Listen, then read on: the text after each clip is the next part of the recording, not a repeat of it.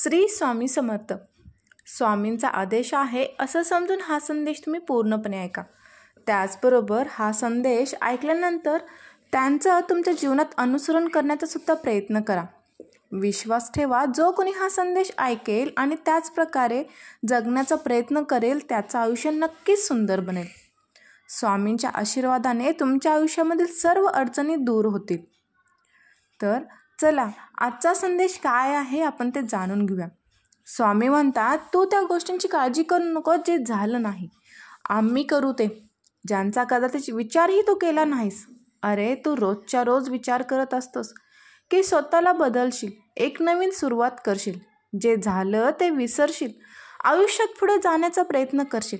परंतु हे सर्व तू करतच नाहीस, कारण नेहमी त्याच गोष्टी तुझ्या मनात येतात ज्या तुझ्यासाठी चांगल्या नाहीत, आणि त्याच गोष्टींचा विचार करून तू स्वतःला त्रास देत असतोस. आणि त्यानंतर जे जीवन तुझ्यासमोर अधिक संकट आणू लागतो, त्यामुळे तू स्वतःला सांभाळू शकत नाहीस. आणि म्हणूनच मी तुला म्हणतोय, जेवढा तू या दुनियेसोबत कधी संबंध ठेवशील तेवढा सुंदर तुझ्या जीवनाचा मार्ग असेल. जेवढा कमी तू या दुनियेसोबत संबंध ठेवशील तेवढा तुझ्या जीवनाचा सुंदर मार्ग असेल. जो मोठेपणा करत असतो त्याच्यापासून दूर राहा. मोठेपणा दिखावा समजण्यात वेळ लागतो, परंतु हळूहळू सर्व समजायला लागतं.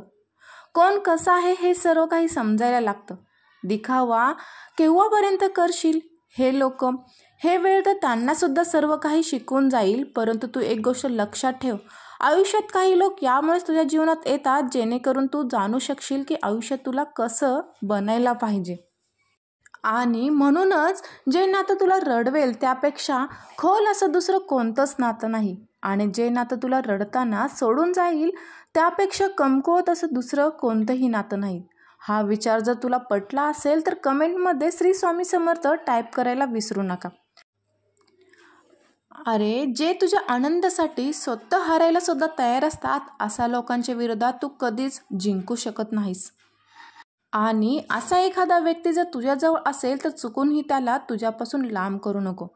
आणि जर या दुनियेमध्ये तुझ्याकडे असा कोणी नसेल तर चिंता करू नकोस. हे स्वामी तुझ्यासोबत नेहमी असतील. कोणी काहीही म्हणो, स्वतःला शांत ठेवायला शिक. कारण ऊन कितीही प्रखर असू दे, समुद्राला सुकू शकत नाही. समुद्राला सुकू शकत नाही. तुला असं वाटत आहे हे आयुष्य तुला रडवत आहे, परंतु सत्य हे आहे की हे आयुष्य तुला रडवत नाही, तर तुझ्या मनासारख्या गोष्टी घडत नाहीत आणि म्हणूनच तुला हे आयुष्य चांगलं वाटत नाही. परंतु एक गोष्ट नेहमी लक्षात ठेव, तुझ्याप्रमाणे हे आयुष्य चालत नाही.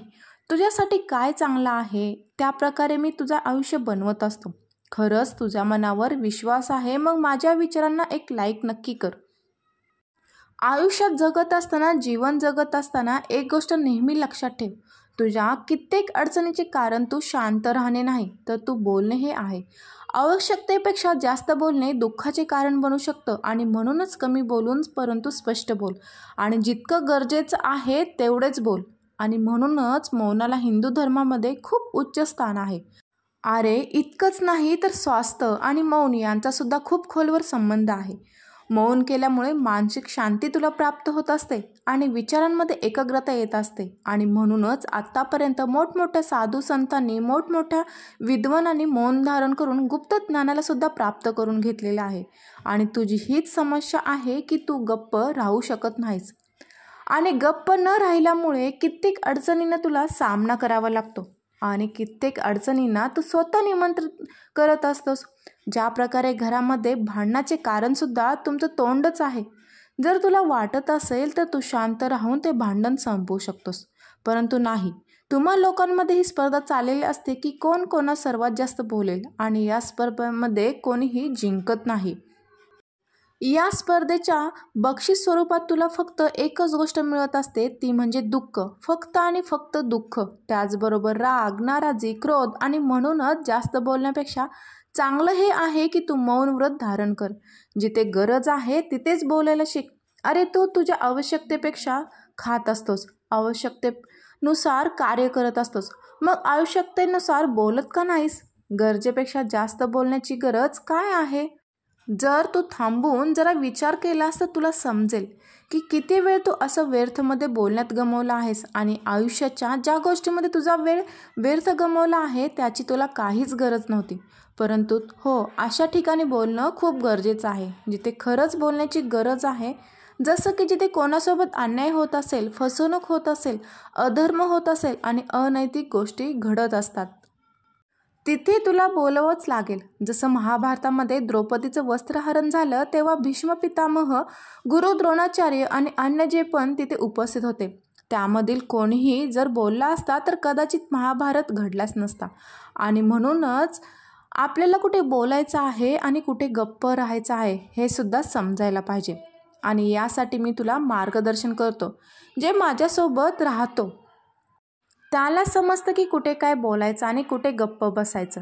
काही जागा तर अशा असतात जिथे तुला फक्त गप्पच राहायचं असतं. जसं की ज्याबद्दल तुला काही माहीत नाही तिथे गप्प राहा, जास्त बोलू नकोस. जेव्हा 2 लोक बोलत आहेत तिथे सुद्धा मध्ये तू कधीच बोलू नको, कारण अशा ठिकाणी बोलल्यामुळे तुझंच महत्त्व कमी होत असतं. जेव्हा कोणी तुला त्रास सांगत असेल तर अशा वेळी प्रथम त्याचं बोलणं ऐकून घे, मध्ये बोलू नकोस. कारण तुझ्या बोलण्यापेक्षा जास्त महत्त्व त्याच्या भावनेला आहे आणि म्हणूनच त्याच्या भावना आधी ऐकून घे, त्यानंतरच त्या गोष्टीवर तू बोल. अशा माणसासोबत कधीच बोलू नकोस जे तुला नेहमी टाळत असतात किंवा तुझ्या बोलण्याला महत्त्व देत नसतात. तुझ्या आजूबाजूला अशी कित्येक लोक असतील ज्यांच्यासोबत तू काहीही बोलत परंतु ते तुझं ऐकून न ऐकल्यासारखं वागत असतात. जर तुझ्या आजूबाजूला अशी लोक हजर असतील तर अशा लोकांसमोर कधीच बोलू नकोस. जे तुझ्या प्रगतीचे आनंदीने होत नाहीत, तुझ्या प्रगतीने ज्यांना दुःख होत असतो अशा लोकांसमोर सुद्धा कधी बोलू नकोस. तुझा आनंद त्यांच्यासोबत कधीच वाटू नकोस. आणि अशा प्रकारे जसं मी तुला सांगितलं आहे त्या प्रकारे जर तू तुझं आयुष्य जगायला सुरुवात केली ना तर तुला कधीही लोकांकडून अपेक्षा राहणार नाहीत आणि तू तुझ्याच आयुष्यात खूप आनंद राहशील. परंतु तू असा विचार करू नकोस की तुझा स्वतःचा, तुझा सख्या तुझ्याजवळ कोणीच नाही. अरे तुझे स्वामी तुझ्यासोबत नेहमी असतील, तुझ्याजवळ नेहमी असतील. फक्त तू तुझ्या स्वामींवर विश्वास ठेव, कारण हे स्वामी त्यांच्या भक्तांची साथ कधीच सोडत नाहीत. माझे सर्व भक्त हे माझ्यासाठी चोळप्पा आणि बाळप्पा यांच्यासारखेच आहेत. तू घाबरू नकोस, भिवू नकोस. मी नेहमी तुझ्या पाठीशी आहे आणि मी नेहमी तुझ्या पाठीशी राहीन. स्वामींनी आजच्या संदेशामार्फत आपल्याला हेच सांगितले की कुठे आपल्याला गप्प राहायला पाहिजे आणि कुठे बोलायला पाहिजे. जर तुम्हाला तुमची वेळ वाचवायची असेल ना आणि आयुष्यामध्ये प्रगती करायची असेल ना तर तुम्हाला कित्येक ठिकाणी गप्प राहण्याची गरज आहे, मौन व्रत करण्याची गरज आहे. आणि जर तुम्हाला बोलण्याची इच्छा होत असेल तर स्वामींसोबत बोला, जे तुमचं बोलणं अगदी लक्षपूर्वक ऐकत असतात. तर खरंच मित्रांनो, हा व्हिडिओ तुम्हाला आवडला असेल तर कमेंटमध्ये श्री स्वामी समर्थ लिहायला विसरू नका आणि स्वामींसाठी एक लाईक तर नक्कीच करा.